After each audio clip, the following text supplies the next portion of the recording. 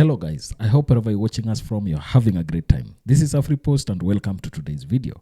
Now, have you ever wondered why, regardless of the efforts that the American government is trying to put up, regardless of the affirmative actions undertaken by various state governments in America, there is no end to this issue called racism? You know, many times we've always talked about presence of systemic racism in America. We've talked about existence of discrimination among minority groups, and this has been amplified in different platforms also. But have we ever understood why this problem seems to be deeply rooted within the American system, and it has become a very difficult thing to eliminate within the society? So to answer this question, I want us to watch this clip of one Jane Elliot. She is an American educator and a diversity educator for that matter. She has performed different experiments to really understand the deep-rooted source of this problem that has affected the American people. And she, being a white person, has talked deeply about how the system within America has created a lot of bigots, yet it is supposed to be there standing and supporting ideals that are championed as the leader of the free world. So let's watch this clip, then come back and talk about it more. Well, I'm a third grade teacher in a country school in Riceville, Iowa, and I am here at the NAACP speaking because the day after Martin Luther King Jr. was killed by a society that hated him because he was going to change the economic situation in this country, I did an exercise in discrimination with my third grade classroom to let my little third graders, all white, all Christian children, find out how it feels to be something other than white in the United States of America. I split them according to the color of their eyes and treated those who had their own color eyes for the day the way we have traditionally treated blacks, Native Americans, Asians, all those Jews, all those who are different in appearance or in religion. And we learned more that day than I wanted to know. What did that study show you? Oh, it showed me a lot of things. Number one, it showed me that racism is a learned response. Nobody's born a bigot. You have to teach bigotry, and that's what we do in this country. I found out how it feels to be on the receiving end of racism because I'm blue-eyed, and the brown-eyed children were on the top in that first day. And I found out how it feels to be treated badly by people over whom you have power because of having the wrong color eyes. I found out how it feels to be subjected to unbelievable and unreal discrimination because of a physical characteristic over which I had no control. I thought I knew about racism. I thought I knew about child psychology. I knew nothing. All I knew was what I had learned in school. And what I had learned in school was not education. What I got in school wasn't education. It was indoctrination. I was taught how to be a good American citizen. And in this country, we think that the only Americans are the ones who live in the contiguous 48 states of the United States. Americans are everybody from the very north tip of Canada to the very southern tip of South America. But we, in our arrogance, say that we are the only Americans. If you're really going to keep this America to Americans, we don't dare build a wall on the southern border of the United States, because those people, those brown-skinned people that are going to come across that border are Americans. Now we'd better choose our language or choose our behaviors. Let me tell you something. It wasn't a study, and it wasn't an experiment. I don't experiment with children without their knowledge or their permission. It was experiential education. It was giving a child an experience for the purpose of changing their brain. And that's exactly what it does every time I do it. Now, you conducted the same study, I'm sorry, not study.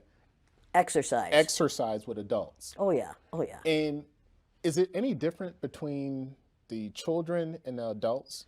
Adults get more violent. I've been hit several times by white males, angry white males. I've had a knife pulled on me. They ran me out of Uniontown, Pennsylvania at midnight one night, 3 carloads of blacks did, to get me out of town because the teachers that I put through the exercise in a very limited way were so angry that they called the superintendent in the afternoon and said, if you don't get that bitch out of town, we're going to kill her. So they got me out of town. First time I've been scared, and the last time I've been scared, because I found out that day that they could kill me, but they couldn't kill the idea. Victor Hugo said, "No force on earth can stop an idea whose time has come." The idea of one race, the human race, is an idea whose time has come. We are not going to be able to stop it no matter what they do. They can elect Trump after Trump after Trump, and that will not stop the idea that there's only one race on the face of the earth. It's the human race, and we are all members of it. You and I are cousins. Now, if you don't like being my cousin, that's too bad for you. But we are all in the same family. We are members of the family of man. You say that all whites are racist. Can you expound on that, please? Any white person who was born, raised, and schooled in the United States of America, if you aren't a racist, you're a miracle. Either that or you decided to educate yourself. Because education in this country is about white is right, brown's all right, black's got to stand back. Yellow's mellow, but whites, we educate in a way that says that white males have done all the adventures, have made all the adventures, have done all the discovering, have made all, everything that is good and has been accomplished according to social studies, which is actually anti-social studies, by white males. It's a lie. But we do that in order to maintain the myth of white superiority. The myth of race has to be maintained at all costs in this country. Because if white people have to give up the color of their skin as being something that makes them perfect, what do they have left? If we start teaching the truth about history, if we start teaching about Nile Valley contributions to civilization, it will totally change the way we conduct ourselves in the classroom. It will have to. Columbus didn't discover America. You can't discover a place where people are already living. But we celebrate that every October. It's a lie. We need to get over, we need to stop telling the myths and start telling the truth. So when you tell people that they're racist, and it must have some kind of effect, because most people will say, I'm not racist. I'm not a racist. Why, some of my best friends are black. Right. Yeah, and then you say, name one. Or this one, I don't see color. And when some woman says to me, I don't see color, I say, I knew that if you saw color, you wouldn't dye your hair that way. Or I say, if you saw color, you wouldn't wear that shirt with those pants. I believe that you don't see color. It's an attempt to deny skin color. And it's an attempt to deny what's wrong with seeing the color of my skin. Is it all right for you to see me kind of pink?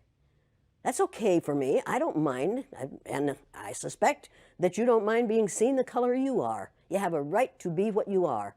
And until people in this country and people in this world get it into their heads that the first modern human beings that evolved on this earth were black women. They evolved in sub-Saharan Africa about 280,000 years ago, and every human being on the face of the earth today has the memory of those black women's genetic structure in their genes. Now, we don't want to admit that, but that's the way it is. And as people moved farther and farther from the equator, their bodies produced less and less melanin, so their hair, their skin, and their eyes got lighter. As they moved into the east, they ate a lot of fish and a lot of vegetables, so their skin took on a different tone. I found that out when I was raising little kids. My husband worked in a supermarket.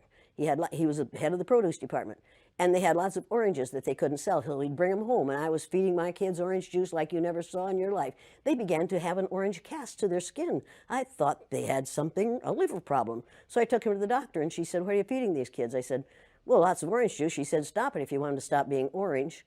Now, if you think that skin color isn't anything other than the body's natural reaction to the natural environment, get over it. So if all white people are racist, according to you, can they be reprogrammed? Well, of course they can. Of course they can. Of How? course they can be.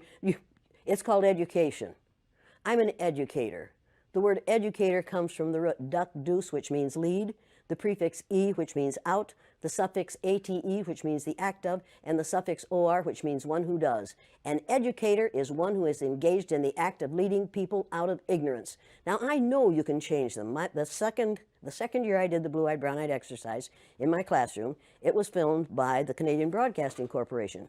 They gave me a copy of that film. I showed it to my father. My father was about 59 years old at the time. He's been a farmer all his life. He raised six kids, lost one, raised six. Watch that film as a 59-year-old man. When it was over, he stood up, and with tears in his eyes, he took his red handkerchief out of the back pocket of his overalls, his bib overalls, and said, I wish somebody had taught me that when I was 9 years old. Nobody had dare say to me, this doesn't work, this is too harsh, this isn't necessary, you can't teach an old dog new tricks because they're wrong. You can teach an old dog new tricks. You can teach people to give up the myth of racism. Somebody taught the Greeks to give up the myth that the sun was a god in a golden chariot that went across the sky every morning. They believed that for hundreds of years. We have believed the myth of 3 or 4 races, different races in this country, for long enough. We often hear about reverse racism now. There's no such thing as reverse racism. There's no such thing as reverse racism. You can only be a racist if you have the power to institutionalize what you're doing to people who are different from you. What we're calling reverse racism is natural reaction to being treated unfairly on the basis of somebody else's ignorance. Now, don't ever let anybody say to you or about anyone around you that people don't like that person because of the color of their skin. That isn't the reason white people don't like people of color. They don't like people of color because they don't understand about skin color. And they don't understand that we all are descendants of somebody who looked like your mother. That's deep. You don't really want to get me started on this because I do want to get you started. I'm really angry about how we are miseducating the American mind. And what I like the most about what you're doing in your exercises is that you come in with a very direct attitude. You even call yourself the B word. Well, but you see, the B word for me is the one that's most often used to refer to me. It used to bother me a lot. For me, the B word is an acronym for being in total control, honey. So you want to call me that? That'll prove to me that you're out of control. And then I'll whip out my little Lorena Bobbitt fruit knife and take care of it for you. Go on. So is it necessary to strip away all of a white person's power, like in your exercises, in order for them to see the light? Or is there another way It's necessary to do what we do in offices and in the military and in schools and colleges and in hospitals and in community groups all the time. What we do is we become our parent ego. We go into our parent ego state, and that forces all those we're working with into their child ego state. And if you watch our present so-called president, he spends most of his time either in his child or his parent ego state. He never gets into his adult ego state unless he's reading off the teleprompter. And he is such a poor reader that oftentimes he makes mistakes, and then he is instantly in his child ego state right in front of your very eyes. It's absolutely fascinating to watch it happen. Speaking of our president, a lot of people say that racism has risen under him. Anybody who doesn't say that hasn't been paying attention. It absolutely has. I'm getting more hate mail now than I have gotten for years. The kinds of things that are being said in this country today are things that he has said for the last 2 years. He has said them publicly, and he got elected because he said them publicly. We have a group of people in the United States of America who were in response to 8 years of a black man in the White House and the possibility that they might have from 4 to 8 years of a woman in the White House, will elect anything that walks and can chew gum at the same time. This last election, as far as I'm concerned, was a direct response to having a black man in the White House for 8 years. And it's time to change the White House to the President's house.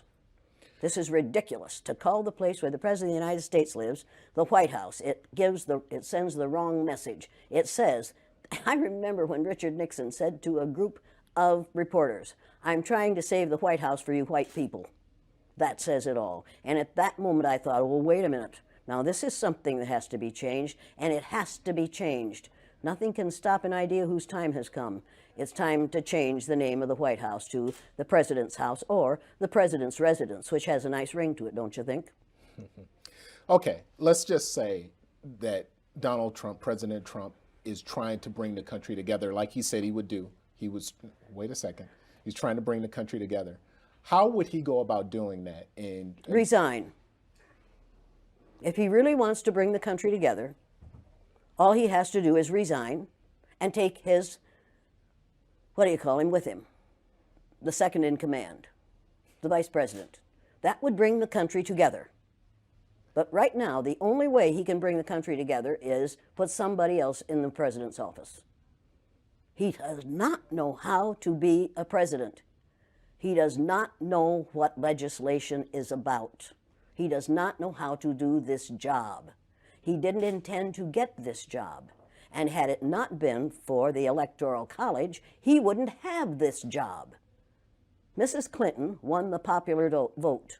The only reason we have this person as the President of the United States right now is because the members of the Electoral College didn't do what that Electoral College was designed to do. Thomas Jefferson designed that to make sure that no one who was unfit for that office would ever be elected President of the United States. The Electoral College last year absolutely defeated that. With the state of the country being what it is right now, there's a lot of conversations taking place about, let's have a conversation about race. How would a person go about having that conversation? What can they expect to happen in a conversation Well, like the that? first thing they have to do is not talk about tolerance. I found out the day I was on the bottom in the blue-eyed, brown-eyed exercise with my students. I found out how it feels to be tolerated. I found out that tolerance means put up with or allow me to be. I don't need your allowance, and I don't need to be tolerated. I want to be valued, recognized, and appreciated. Put your tolerance where the sun doesn't shine. I do not believe in tolerance because in this country, we tolerate zits when we're little, zits when we're teenagers, hot flashes when we're old, and the flu and bad weather in between. We tolerate ugly things that are going to go away. I don't intend to tolerate anyone. I intend to recognize, appreciate, and value people, not to tolerate them.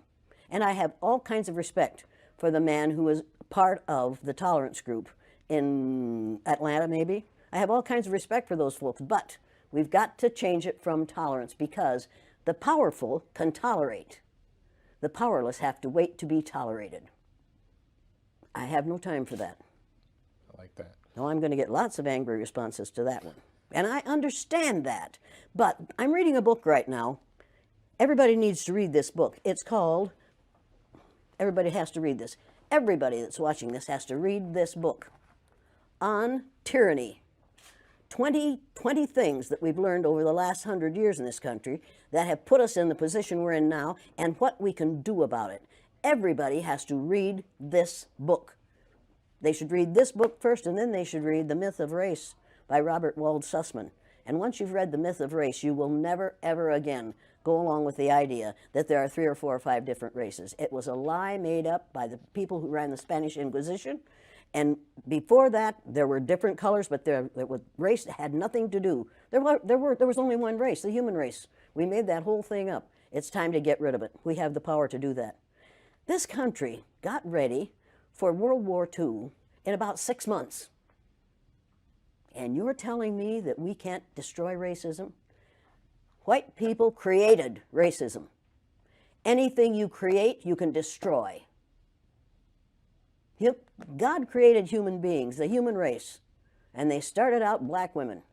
White people created racism.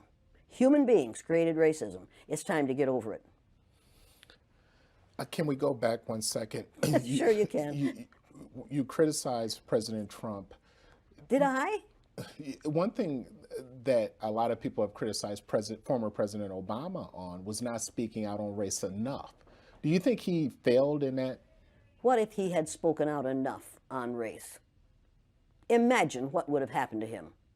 The man is still alive. Do you remember Dr. Martin Luther King Jr.? Do you remember Malcolm X?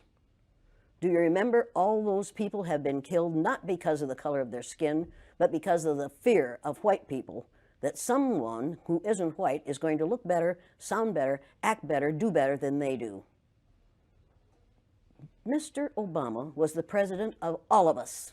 He wasn't just the president of black people. He was the president of all of us. The man who's there now is and claims to be the president of the people who look like him. When he says, make America great again, what he's really saying is, make America hate again.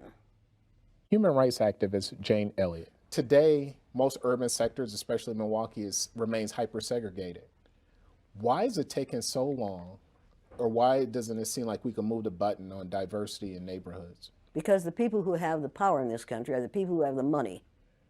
And the people who have the money are going to decide where people live. You need to realize that there are more children attending segregated schools in the United States today than there were previous to Brown versus Board of Education, and that's a fact. You need to realize that it is not the intent of white people to let this situation change in favor of anyone but themselves. And right now, white people are really frightened. If you don't understand the destruction of Planned Parenthood offices, and you don't understand the wall that we're going to build on the southern border of the United States, you haven't read the book, The Birth Dearth by Ben Wattenberg.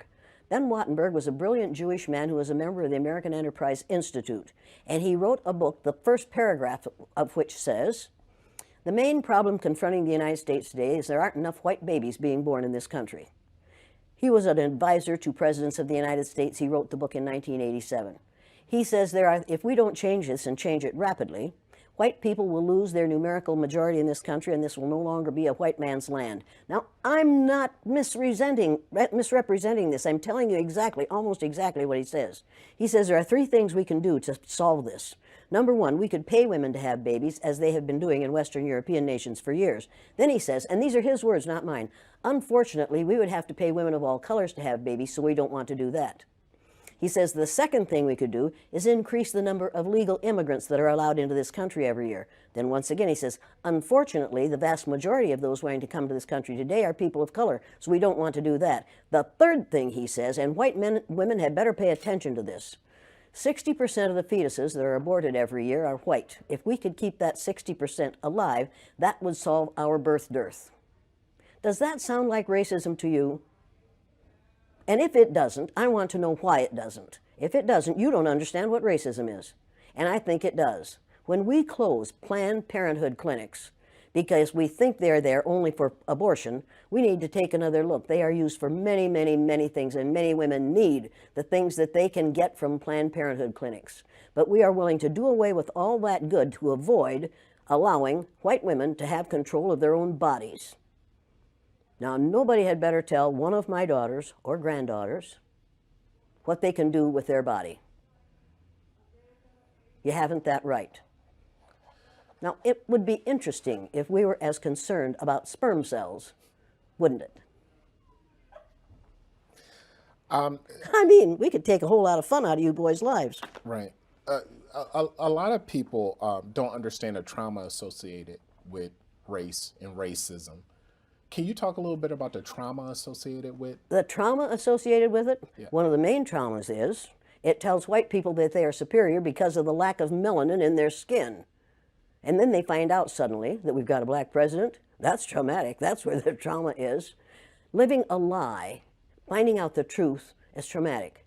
Finding out now, recently, that within 30 years, white people will be in the numerical minority in this country is going to be traumatic. And that's the reason we have to solve this problem, and we have to solve it now. I will ask folks tonight, how many of you black folks want to get even with all white people? And that's what white people are quite certain blacks are going to want to do, is get even with all white people. And nobody will raise their hand. And then I'll say, how many of you want to get even with one or two?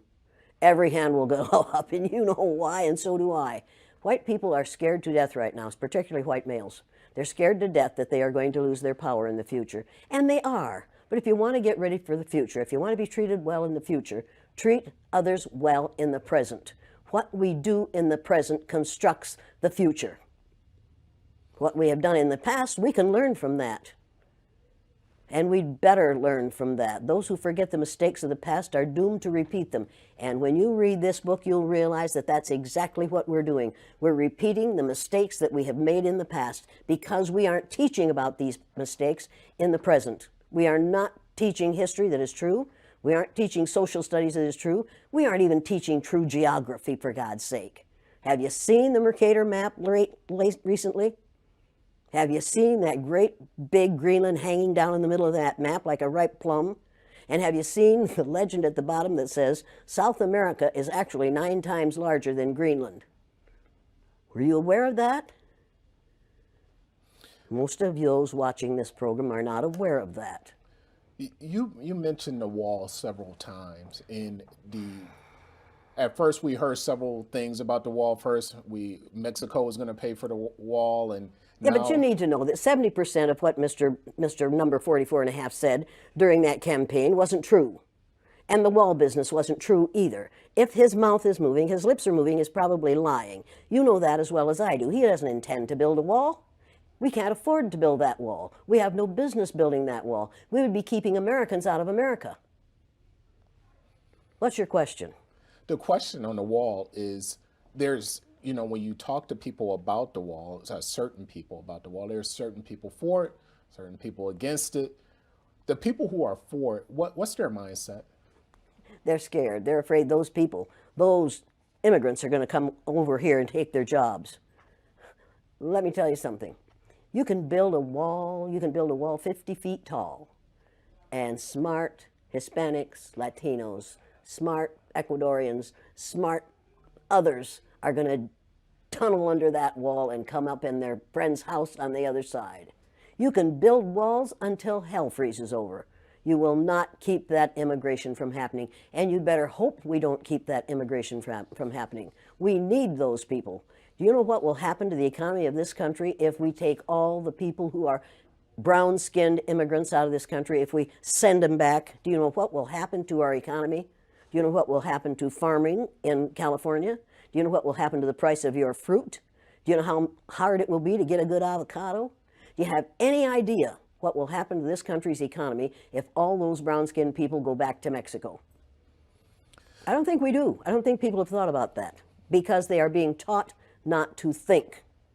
They are using a language. Right now, we are using a language that includes words like extremism and ugly language about people who are different from ourselves. People are listening to those words. They aren't listening to the philosophy behind them. They aren't listening to core principles which this person has none of. Now, just a couple more questions. When we hear, when I hear people say that they're not racist and things like that, and we talk about building racial harmony in this country, I don't think I see it in my lifetime. Can you predict in the near future or far future when we will ever have racial harmony? Oh in this yeah, country? in 30 years, white people will have found out that they have no choice but to get along with those who are different from themselves. I'm not willing. I'd love to wait, but I can't. At my age, I'm not going to be here in 30 years. But we could change this situation if we chose to. During the Second World War, we called the Japanese, and you'll pardon me, but this is what we called them: slant-eyed little yellow. We didn't say that about the Germans. After the war, we rebuilt Germany and Japan, and we get along beautifully with the Japanese. That was in 1945 that we finally won that war. How many years ago was that? Figure that out quickly. I'm not a math person, but You're not a math person, but you know it wasn't that far. Right. And it didn't take 50 years for us to have peace with the Japanese and the Germans, even though we dropped 2 atomic bombs on Japan. The Japanese hadn't killed 10 million people. Nowhere near that. We didn't drop any bombs on Germany, any atomic bombs on Germany. They were a different kind of people. We couldn't afford to do that. We killed how many Japanese people with 2 atomic bombs? And they forgave us.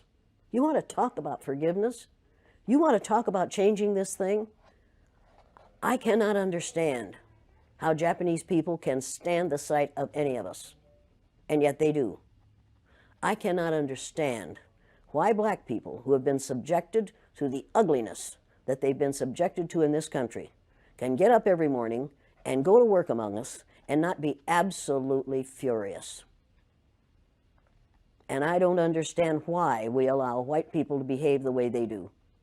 I don't understand that. And my 3rd graders, after they'd gone through the exercise, couldn't understand it and wouldn't tolerate it. And when they went up to junior high and a junior high teacher used the N-word, one of my former students said, "If you're going to use that word, I'm going to go out in the hall until you stop using it, because we don't use that word in this school." That was a 7th grader who told his teacher off. When we have enough students who are willing to confront people who are making racist, sexist, ageist, homophobic statements, we're going to be better off. We have got to stop tolerating the intolerable. If it's intolerable for my black cousins, and every black person on this earth is one of my cousins, if it's intolerable for them, it's intolerable for me. I will not tolerate it. I will not tolerate it. I am required not to tolerate that kind of treatment for the people who are related to me. And that's every person on the face of the earth. If your ignorance is such that you will mistreat somebody because of your ignorance about the color of their skin, don't do it around me. Number one, I've been threatened with death lots of times. Now I say, go for it, fool. My husband died 4 years ago. Being with him would not be a bad thing for me. Death is not the worst thing that can happen to you. Living a worthless, useless life is much worse than dying. What a great, great insight from Jane Elliot. I think she said much there that I should not add anything. But I'm amazed by some of the facts that she has highlighted there. One thing that she has said is that no one is born a bigot, but American system teaches students and teaches people to be bigots, because she says that what she got from school was indoctrination instead of an education. So it all taught her how to really hate on blacks, hate on minorities, hate on people whose skin color may not be as white as people may want. So this is something that is really eye-opening for me, because it highlights some of the deep-seated secrets that white people and even black people are always not ready to come out and share openly. There is need for us to open up and talk about the challenges that we are facing. There is need for the American system to really open up itself for scrutiny, and that people must be ready to change. And as she acknowledges there in the clip, she says that these taught habits can also be untaught. So it is upon the system to identify strategies through which the instilled hate towards minorities, the instilled hate towards blacks, can really be removed and replaced by love and unity. Because until unity is seen within the American system, only then can we have a working society and a working nation. Tell me down in the comment section what you think about this clip, because for me, I think it is a clip that all of us should share with one another and really have a robust discussion talking about real points and real issues that Madam Elliot has highlighted in the clip. Also, if you're coming across this channel for the first time, don't forget to subscribe to our channel. We appreciate your effort that you are always supporting us. And also remember to also join as a member, because soon we'll be highlighting some of the best videos and clips that we will be bringing to you, and those will only be available for our viewers who have already subscribed to be members of this channel. So remember to take up our membership and also be part of our team as we grow together. So thank you for stopping by, and may the good Lord bless you. Goodbye.